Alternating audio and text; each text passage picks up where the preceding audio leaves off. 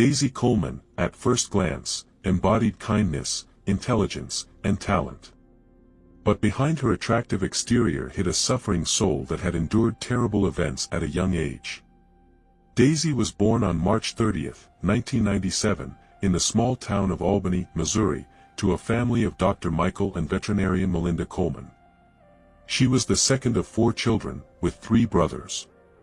Tragedy struck in 2009 when Michael and one of the younger sons went to a wrestling competition in a neighboring town.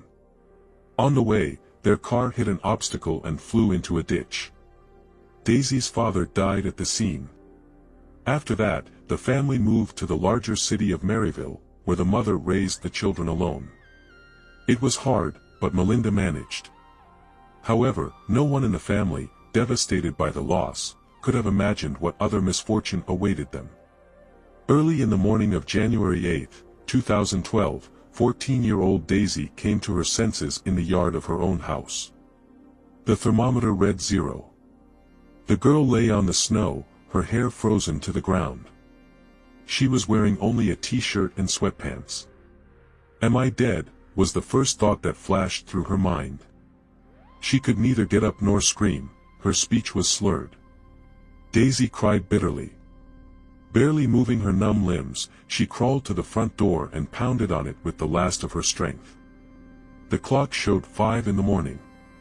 Luckily, her mother heard the knock, even though she was sleeping in a room with her youngest son. Melinda thought it was the dogs trying to get into the house to warm up. Throwing on a robe, she went to open the door. On the doorstep, the woman saw her daughter, who lay unconscious on the cold steps. Daisy reeked of alcohol. She wasn't speaking, only sobbing. The frightened Melinda called her sons for help. They instantly ran downstairs and brought their frozen sister inside. The whole family was horrified. At first, they tried to warm the girl with blankets, but upon closer inspection, the mother suspected severe frostbite on her legs. She filled the bathtub with water and ordered her sons to take Daisy there and leave. The unconscious girl was undressed, and the mother saw huge bruises and red marks on her daughter's legs. Only then did Melinda realize that something terrible had happened to her beloved child. Daisy was carefully immersed in a bathtub of cool water. As a veterinarian, the woman knew what to do for frostbite. Gradually raising the water temperature, she slowly warmed her daughter's body. It helped. Soon Daisy regained consciousness, although she still spoke poorly. Melinda, seriously alarmed, called the police. The officer who arrived at the scene examined the victim. Alcohol still clouded her mind, so the girl couldn't explain what had happened to her that night. They had to question Daisy's friend Paige, who had stayed over at the Coleman's house that night in the same room. Here's what she said. On Saturday, January 7th, Daisy invited Paige for a sleepover. In the evening, the girlfriends watched horror movies while sipping strong drinks secretly stolen from the Coleman's home bar. Closer to night, Daisy started texting her older brother's friend, 17-year-old Matthew Barnett, a popular player on the school football team. Learning that the girls were bored, he sent them a message, "Hey, wanna have some fun at my place?" Daisy and Paige were delighted by the offer and agreed without hesitation to meet up with Matthew and his friends. Already on January 8, around 1 in the morning, the girlfriends crawled out of Daisy's bedroom window and ran around the corner of the house, where Matthew and 4 of his buddies were waiting for them. The guys took the girls to their place, helped them get into the basement through a window, and asked them to be quiet so as not to wake Matthew's parents, who were sleeping upstairs. Paige says that as soon as they went down to the basement, Matthew started plying Daisy with alcohol. Her friend sat and watched as Daisy drained one shot after another. At some point, another boy, Nicholas, took Paige by the hand and led her to an adjacent empty room in the basement, where they had his initiative. Meanwhile, Matthew and Daisy shut themselves in another room with a large bed. A couple of times the door opened, and Paige managed to catch a glimpse of what was happening to her friend. She was lying on the bed almost unconscious, unable to speak or move. Matthew took advantage of her helpless state and his friend Jordan filmed it all on his smartphone camera. At 2 in the morning, the guys decided to head home. They put the girls in the car and drove them to the Coleman's house. Paige got out first. Matthew said that Daisy needed to sit in the cold to sober up. He assured them that they would stay with her and take her inside. Told Paige to go to bed and they would take care of Daisy. The friend believed him, went in by herself, crawled through the bedroom window, got into bed and instantly fell asleep. Meanwhile, the guys pulled Daisy out of the car and stood her up, holding her so she wouldn't fall. The girl was nauseated, so they took off her shoes, grabbed her purse with her phone, and held her hair while she vomited. Then they laid her on the cold ground near the house and fled in the car as fast as they could, afraid of being noticed. For about 3 hours, Daisy lay outside in 0-degree weather wearing just a t-shirt and sweatpants, without tights or shoes.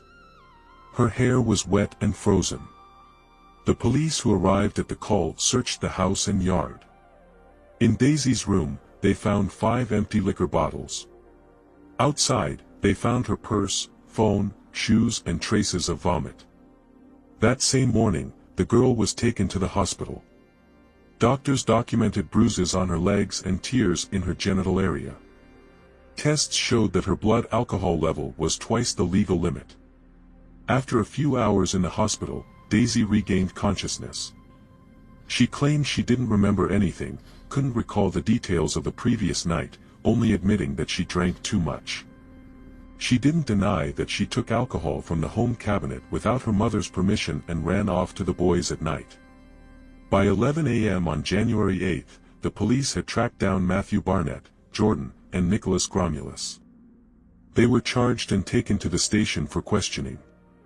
Matthew didn't deny having Daisy Coleman that night but insisted it was consensual.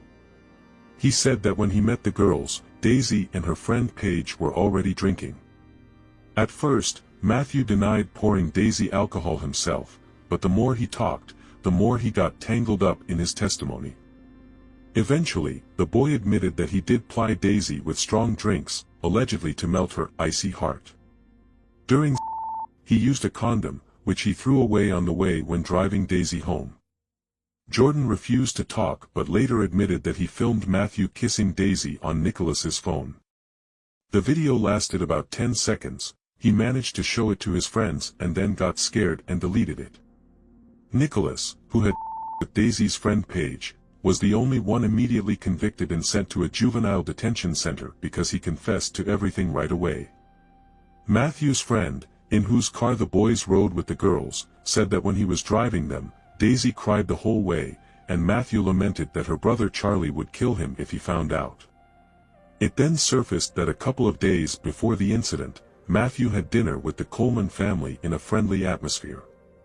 And already at 1 p.m. on January 8, the police searched the basement of the Barnett house, seizing bedding, several empty bottles, men's underwear, and disposable cups. During repeated interrogations, the deputy sheriff, after listening to Matthew, let slip that girls often do all sorts of stupid things to get attention, and this case was probably one of those. He praised Matthew for at least driving Daisy home but paid no attention to the fact that he left her freezing outside. Several days passed, Daisy fully recovered, and her life was no longer in danger. However, she still couldn't remember more about that terrible night. In March 2012, 2 months later, the charges against Matthew Barnett and Jordan were dropped. The district attorney concluded that everything happened by mutual consent.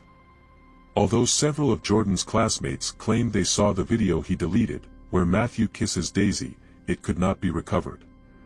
Examination of the couple's phones showed that Matthew and Daisy communicated about once a month.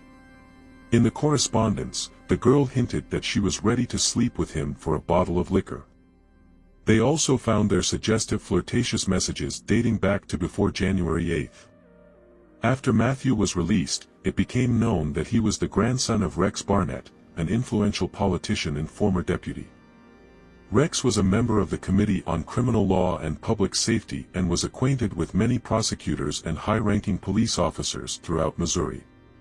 Matthew and Jordan were set free and returned to their normal lives. Daisy, on the other hand, hoped that the fuss around that night would die down. She continued going to school, but instead of support from her peers, she faced contempt and ridicule. Most sided with Matthew, calling her a drunk and a slut. Daisy instantly turned into an outcast, withdrew into herself, and spent more time alone at home. The girl, who had previously led an active social life, played sports, and danced, seemed to vanish. She also had to quit the school cheer squad. Melinda, Daisy's mother, began receiving daily threats both at home and at work. Soon, she was asked to resign from the vet clinic where she had worked for many years.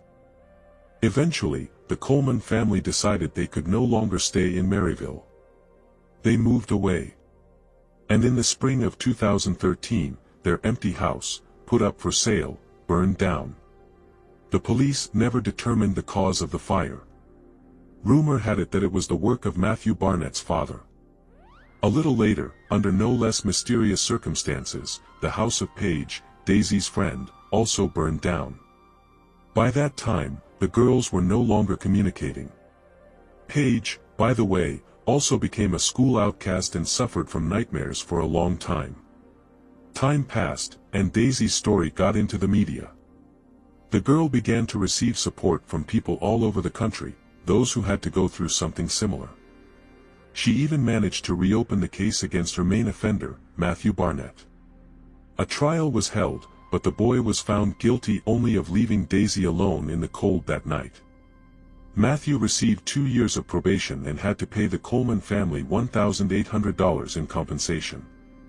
The other boys involved in that night got off scot-free. Daisy lived on, regularly receiving not only words of support but also threats from anonymous people on the internet. She realized how unfair people could be. Daisy took every negative comment about her very painfully. In 2016, when 19-year-old Daisy was in college, the film Audrey and Daisy was released on Netflix, a documentary about bullying, harassment on social media, and what it can lead to. Daisy became one of the main characters of the film, telling her story in it. But the case of another girl, Audrey from California, turned out to be even worse. Audrey had almost the same thing happen to her as Daisy in 2012. But while Daisy was able to survive it, Audrey was not. Her photos spread through the network at an incredible speed, everyone saw them, both friends and foes. Audrey's last post on social media, "My life is ruined. The whole school knows about this. I will never get rid of this reputation. Everyone knows how bad I am. I want it to end." 9 days later, Audrey was gone. She couldn't bear the humiliation that poured on her from all sides. Audrey's parents managed to get the case opened only 6 months after her death. The 3 guilty boys were sentenced to 30 to 45 days behind bars. Later, their families paid the girls' parents about $1 million in moral damages.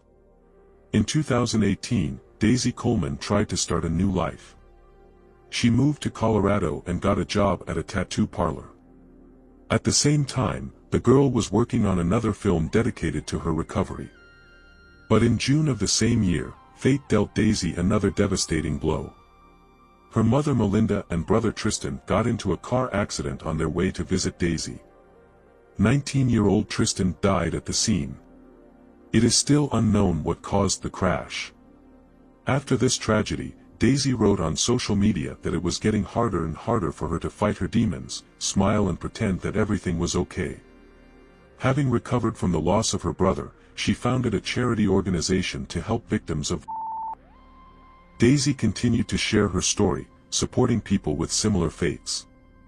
In her posts, she admitted how sometimes it was not easy to deal with heavy thoughts, emotional pain, panic attacks, and horrific memories.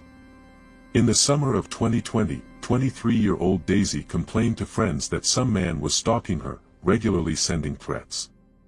The girl repeatedly went to the police, filed reports, begged for help. She claimed that the unknown person had been watching her since December 2019. But all her pleas remained unanswered. On Tuesday, August 4, 2020, Daisy tweeted that she was afraid to even stick her nose outside. She said she couldn't walk the dog or go to work because she was scared. She confessed that she had stopped eating and sleeping. A few hours later, another post appeared on Facebook. Daisy reported that some man had come to her house and knocked on the door. She wrote that she was very frightened. She assumed that the stranger could have stolen her keys earlier and now had access to the apartment. She also mentioned that he had stolen her photo and created a fake account on an escort service website, where he was offering money on Daisy's behalf. Melinda, the girl's mother, read these messages and called the Colorado police. She asked them to check on Daisy. At 4 p.m., officers arrived at the call. Daisy opened the door for them and let them into the house. The police stayed with her for about an hour. They listened to her story about the stalker. However, they did not notice anything alarming in the girl's behavior. Shortly after they left, 23-year-old Daisy called her boyfriend on a video call. In the middle of the conversation, she took out a gun, put it to herself, and pulled the trigger. The guy didn't immediately understand what had happened. The connection was cut off. Daisy stopped answering. He immediately called 911. When at 8 p.m., the police arrived at Daisy Coleman's house again, she was no longer breathing. Melinda, the girl's mother, reported the tragedy on social media. "She was my best friend and a wonderful daughter," the woman wrote. "If only I could take her pain. She never recovered from what those boys did to her at school. It's so unfair. My little girl is gone." According to Melinda, she fought for years for Daisy's mental health. She is convinced that she did everything possible for her daughter. She admitted that in recent months, Daisy really was being stalked. And recently, the girl found out that she would never be able to have children. Shortly after Daisy's death, the tattoo parlor where she worked was robbed. The thief made off with an album of her exclusive designs and her tattoo machine. 4 months passed. In December 2020, 58-year-old Melinda Coleman published another heartfelt post dedicated to her beloved daughter. And then she took a gun and did the same as Daisy. The Coleman family was left with 2 sons, older Charlie and younger Logan. The charity fund founded by Daisy organized a fundraiser to support the boys. It is known that things turned out well for Matthew Barnett. After the death of Daisy and her mother, the man expressed his condolences to the Coleman family. I look forward to hearing your thoughts in the comments. Don't forget to subscribe to the channel and hit the like button. Until next time, friends.